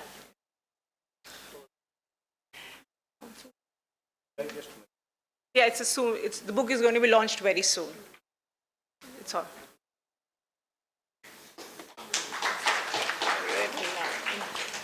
जब किताबों की बात चल रही है तो ये बोध गया की देन है, और बोध गया से के ही बगल में 3 कथक गांव से पहले वहाँ से शुरू किया, और फिर आज जाकर के 19-20 कथक गांव मिले, और ये मैं आज संजय जी को दे रही हूँ क्योंकि बोध गया की बात है तो ये, और बहुत बहुत शुक्रिया, और गया के वासी आपको बहुत बहुत शुक्रिया कि आपने ये मुझे ये मौका दिया कि मैं अपना ही ज्ञान को उसमें खोज में चली जाऊं, सफ़र में चली जाऊं, और बिहार ने क्या नहीं दिया है, और मैं बहुत ही गर्व के साथ कहती हूँ कि मैं बिहार की बेटी हूँ।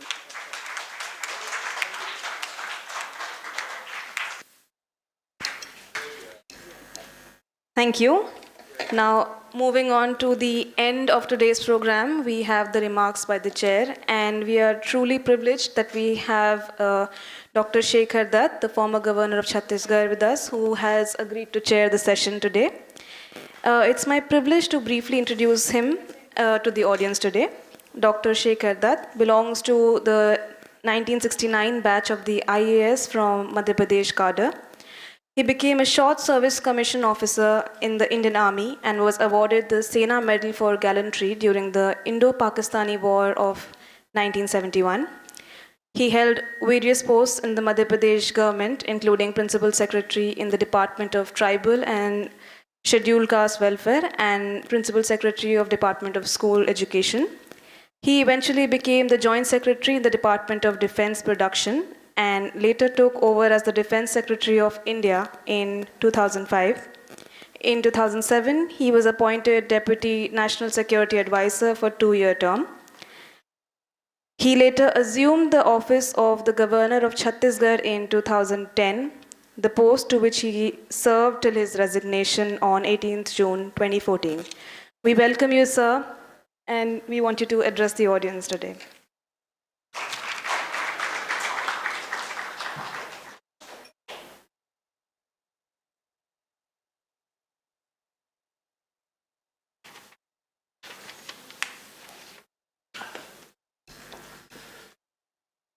नमस्कार माननीय श्री रामाशय राय जी, इस कार्यक्रम के चीफ गेस्ट, मेरी बैचमेट और बहुत ही कुशल हर चीज़ में जो भी उन्होंने हाथ में लिया, प्रशासन में या डांस या कथक में जो भी हाथ में लिया, सब बहुत ही अच्छी तरीके से किया, जो कि हर युवा के लिए एक दर्शनीय है। शोभना नारायण जी, प्रोफेसर गेशी ताशी शेरिक, डॉक्टर विनीता सहाय, श्री संजय कुमार, डॉक्टर मनीष सिन्हा, उपस्थित सारे महानुभावगण, गौतम बुद्ध की जीवनी एक ऐसी व्यक्ति की जीवनी है जिसने अपने ध्येय को प्राप्त करने के लिए हर कष्ट, हर चैलेंज को खुद आगे बढ़ करके लिया। It's a very extraordinary person who belonged to a royal family, and he had questions, and for that he took the most difficult path, because I think his mental tuning was that compromise नहीं करना है, हमें उत्कृष्टता की ओर ही जाना है, और उसके लिए उनको जितना भी कष्ट झेलना पड़े उन्होंने झेला।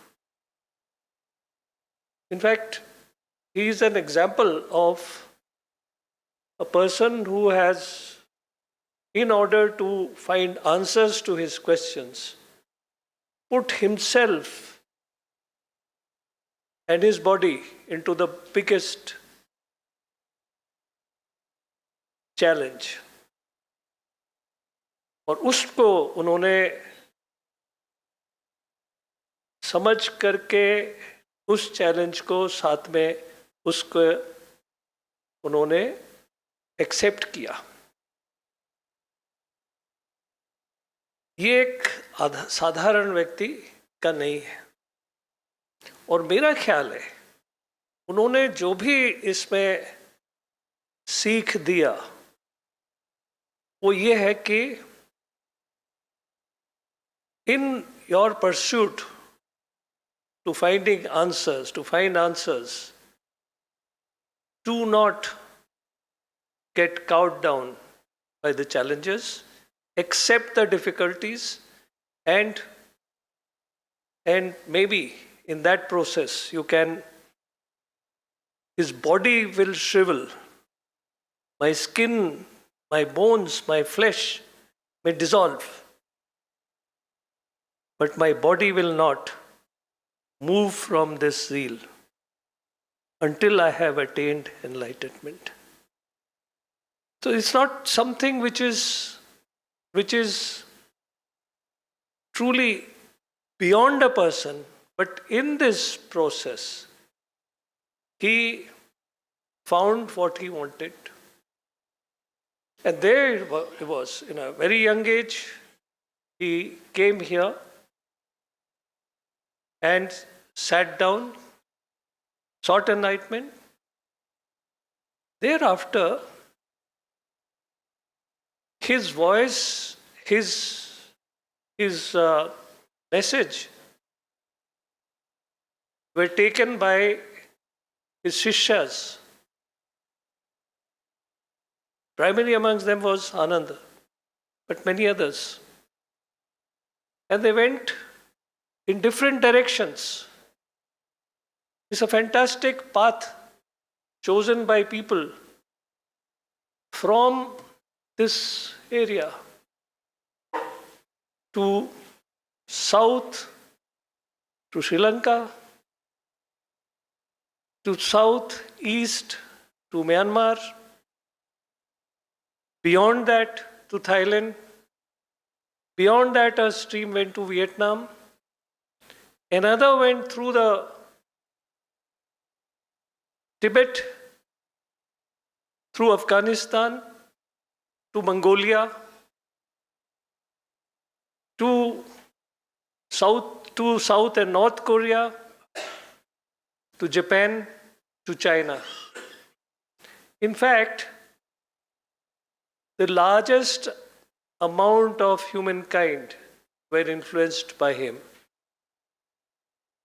And his words, in whatever language, were the same.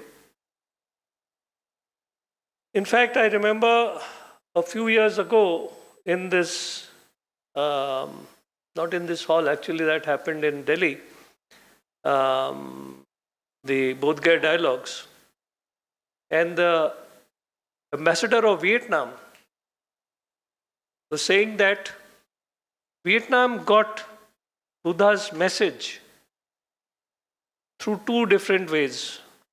One was through China, another through India. And both, although ultimately the same thing, but in a different manner. And in the Chinese one was that khud ko, keep yourself in the driver's seat. The one message that they got from India, Bharatvarsh, was inclusive. कि आप सबके साथ में आगे बढ़े. Now both these are different ways of same philosophy. But this is what Buddha succeeded in doing. He got the philosophy, what he understood, sent through different routes to the largest numbers of human beings. Even now, if we see the people, the numbers of people who practice in whatever different ways the Buddhist philosophy, it's a very large number, very large number. In fact, people think that China is godless. It's not correct. A very large population of China, in a way, practice Buddhism. Similarly, of course, Japan, South Korea, Mongolia, Vietnam, the whole of South Asia, whole of Southeast Asia has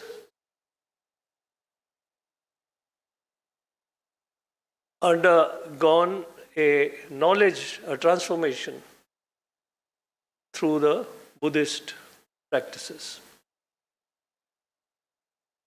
One of the most significant learning which one takes from the life of Buddha is that he had questions. He had, in fact, many years later, somebody wrote what is known as one of the smallest, briefest of all poems.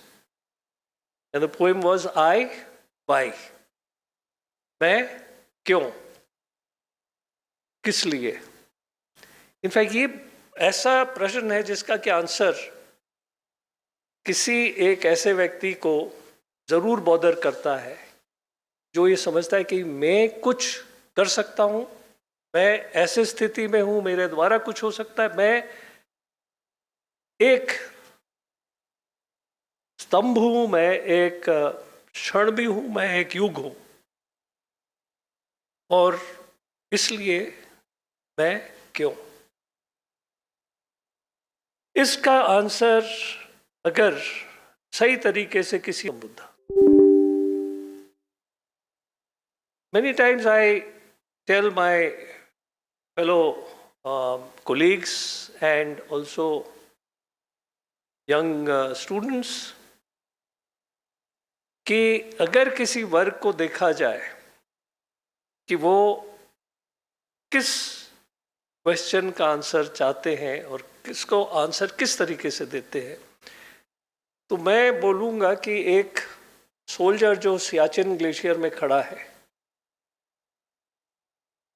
जिसके ना आगे ना पीछे ना दाएं ना बाएं कोई सोल्जर है, क्योंकि सियाचिन ग्लेशियर एक बहुत थिन एक प्रेसिपिस है, लेकिन वो ना बात कर सकता है ना वो शोर मचा सकता है, चुपचाप उसका वो है। तो उसके दिमाग में क्या जाता है कि मेरे को ये काम दिया गया है, मेरा काम ये है कि मेरे को मार कर ही कोई आगे बढ़ पाएगा, अदरवाइज मैं इस जगह में किसी को आने नहीं दूंगा।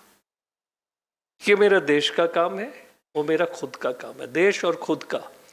नाउ इनफैक्ट मैस्लो स्केल का जो सबसे ऊपर का जो पायदान है, उसमें यह है कि if a person thinks like in the same vein as his organization और हर ऑर्गेनाइजेशन, कि मेरा जो ध्येय है मेरे ऑर्गेनाइजेशन के ध्येय के साथ में मर्ज करता है, that is the highest form of acceptance of duty, और how will that duty be perceived. तो ये जो चीज़ है, ये इसको समझना बहुत ज़रूरी है, और वो मेरा ये सोल्जर जो सियाचिन में खड़ा है वो करता है। सेम थिंग उस समय पे, और बुद्ध को कोई ज़रूरत नहीं था कि ये सब करे, लेकिन उन्होंने सबसे ज़्यादा डिफ़िकल्ट प्रोसेस से उन्होंने अपना क्वेश्चन का आंसर सीख किया, और ये एक ऐसे व्यक्तित्व का ये दिखाता है, चरित्र दिखाता है, जो व्यक्तित्व it was far beyond any person of his time or even now. Now, बोध गया डायलॉग का सार्थकता क्या है? What is the essence of this dialogue? And my incidentally, she is my batchmate, Shobna ji, and she said that dialogue is very important, and dialogue. In fact, अभी हम ये चीज़ पे बात कर रहे थे कि यूक्रेन में 1 साल हो गया झगड़ा चल रहा है, क्या डायलॉग नहीं हो सकता? क्या डायलॉग करना नहीं चाहिए था? क्या डायलॉग से लोग क्यों कतराते रहे? Dialogue is an essential feature of human interaction, और ये जो डायलॉग है ये उससे भी ज़्यादा ये है, बिकॉज नाउ हम लोग पूरा जहाँ पे गौतम बुद्ध का प्रभाव हुआ है, उस जगह उनसे डायलॉग होना चाहिए, उनके हिस्ट्री, उनके कल्चर, उनका वे ऑफ थिंकिंग, उस पर जो बुद्धिस्ट फिलॉसफी का असर हुआ है वो जानना चाहिए, समझना चाहिए, सीखना चाहिए। और ये डायलॉग बहुत ही महत्वपूर्ण है, बिकॉज एक पूरे समुदाय का, it's not just one small group, but इनके बारे में जानना और इनके विचारों के बारे में जानना, इनकी फिलॉसफी समझना, और ये क्या समझे उस फिलॉसफी से वो समझना, ये बहुत आवश्यक है। बिहार मेरी समझ में भारतवर्ष का सबसे ज़्यादा प्रबुद्ध स्थान है, क्योंकि यहाँ से बहुत सारी संस्कृतियाँ, बहुत सारी विचारधारा और बहुत सारे जो विचार इटसेल्फ, जो विचार वो पैदा हुए हैं, चाहे वो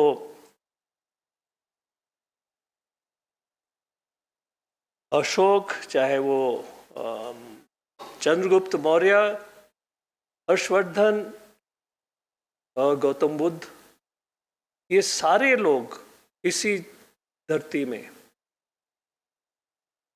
गए हैं और उन्होंने इसके साथ में उन्होंने इनफैक्ट भारत का स्वरूप यहाँ से शुरू हुआ है,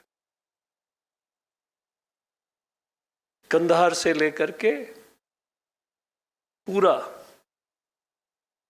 भारत। सो ये जो भूमि है यहाँ, और किस वजह से सिद्धार्थ गौतम ने यहाँ पे उन्होंने ये ध्यान किया बोधिसत्व पेड़ के नीचे, कुछ वजह होगी, और वो वजह यही है कि मुझे सत्य का उत्तर चाहिए, और उन्होंने इसको रखा। इस पे बहुत दुख झेले, लेकिन उन्हें जब उसका उत्तर मिला तो ये सारे उनके जो नुमाइंदे थे, उनके जो शिष्य थे, उन्होंने इसको आगे बढ़ाया। और मैं समझता हूँ ये डायलॉग बहुत आवश्यक है, कंटिन्यूअसली इस पर बातचीत, चर्चा ये होना चाहिए। भारतवर्ष ऐसे ही चर्चाओं के साथ में पहले भी दुनिया भर के देशों के लिए एक गोल था, और अभी भी ये हो सकता है। और मैं संजय जी का शुक्रगुजार हूँ कि उन्होंने इस सब्जेक्ट पर काफ़ी दिन से विचार मंथन किया और एक बोध गया डायलॉग के रूप से एक बातचीत शुरू की। मुझे विश्वास है कि जो लोग पेपर लिख रहे हैं इस पर विषय पर और बहुत सारे विषयों पर, वो अभी यहाँ के नौजवानों को, देश के नौजवानों को और सारे विश्व के जन समुदाय को के लिए सार्थक होगा। उसमें जो उत्तर उनको मिलेंगे वो अपने जीवनचर्या में उसको लाएंगे, और ये विश्व पहले से के अच्छा होगा, ज़्यादा अच्छा होगा, और लोग को एक सांत्वना होगा कि उनके प्रश्नों के उत्तर मिल रहे हैं। ये चर्चाएं हमारे फिलॉसफी में इनको जज करना भी बहुत आवश्यक है, और मैं समझता हूँ कि जो भी इन चर्चाओं में भाग लेंगे उनके लिए भी इसका एक अच्छा ही उपयोग होगा। और मेरी पूरी शुभकामनाएं हैं सभी को। और खाली यही बोध गया डायलॉग के समय पे ही चर्चा न हो, लिखते रहना चाहिए और ये चर्चाएं आगे बढ़ती चाहिए, ये ज़रूरी है। और इसलिए ये भी आवश्यक है कि this should be a continuous process and not remain to this 3-day or 4-day dialogue. So with this, I wish all success to the team and everybody over here. I am sure that for times to come, it will be something which will be very useful to this area and to everybody. Thank you. Jai Hind.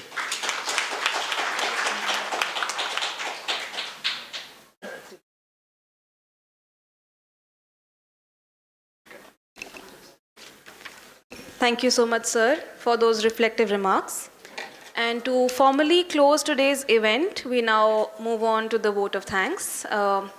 May I request Ms. Surbhi More, a brief introduction for Surbhi More. She's a postgraduate in social work from Amity University and a graduate in English honors from the University of Delhi.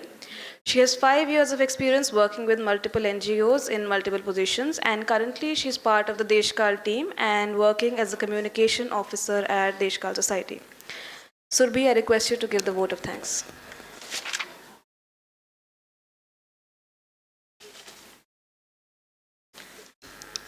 I feel honored and privileged to get the opportunity to propose a vote of thanks on the occasion of the 5th edition of the Bodh Gaya Global Dialogues.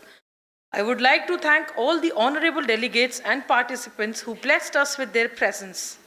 I am also very much thankful to the organizing committee members and the invited speakers. Words are not enough to thank their constant guidance and support in shaping the dialogues and enabling us to reach this stage. I, on behalf of the deep regards and hearty thanks to express our gratitude to Honorable Shekhar Dutt, former Governor Chhattisgarh, for sparing his valuable time, taking pain in traveling for the auspicious dialogues to chair the plenary session. It's really difficult for me to describe the valuable contribution, the intellectual guidance, and the encouraging support of our chief guest on the occasion, Shri Ram Bahadur Rai, Honorable President, IGNCA.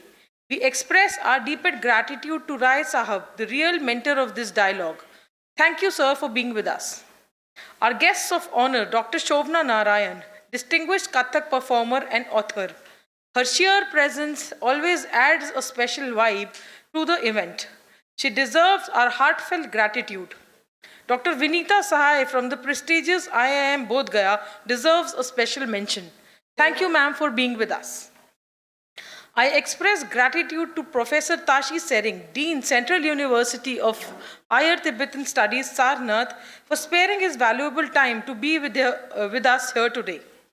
We highly appreciate the contribution of Professor Manish Sinha from Magadh University for a warm welcome to all of us, and Shri Sanjay Kumar, Secretary Deshkal Society, for setting the tone of the dialogues. Many thanks to Ms. Gunjan Joshi for her excellent moderation. Please join us for high tea, and looking forward to attending the sessions with you all tomorrow.